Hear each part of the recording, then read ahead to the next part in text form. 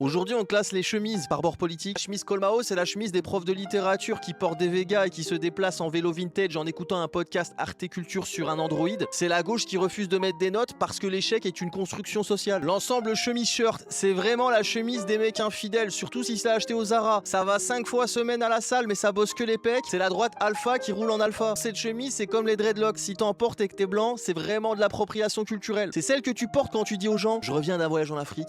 Ils ont rien, mais ils sont tellement heureux. C'est la gauche qui déteste Babylone et les déodorants. Ça, c'est une des plus grosses gentrifications de l'histoire de la mode. Cette chemise, avant, elle sentait la Honda Civic tunée et elle vivait à moins de 500 mètres d'une machine à coups de poing. Aujourd'hui, tu la retrouves en friperie, entre un stand de kombucha et une librairie féministe. C'est l'extrême gauche qui porte le mulet. Ça, c'est la chemise Célio, 3 achetée, la 4e offerte. C'est celle du daron qui vit dans un pavillon à crédit, qui roule en Scénic diesel et qui mange des sandwichs Sodexo au thon sur un parking industriel sur le trajet de ses vacances au Puy du Fou. La droite French Dream, ça, c'est la chemise des gens qui spamment les films de gangsters. En la mettant, tu pensais ressembler à un narcos de Medellin, alors que tu ressembles juste à un responsable pétanque du Club Med. La gauche qui veut être Bad Bunny, mais à qui les meufs mettent toujours des lapins. Ça, c'est la chemise des mecs qui connaissent plus de raccourcis Excel que de bonnes vannes. Ils ont même pas de barbe, mais ils t'expliquent comment gagner de l'argent alors qu'ils ont encore un crédit étudiant de leur école de commerce sur le dos. C'est la droite McKinsey, mais qui sait rien du tout. Alors pour porter une chemise en cuir, faut soit être le gérant d'un club BDSM, soit être congolais. Mais faut savoir mettre des coups de fouet. La droite, Fimbou. Les chemises en jeans, c'est comme les électeurs, plus c'est clair, plus c'est de droite,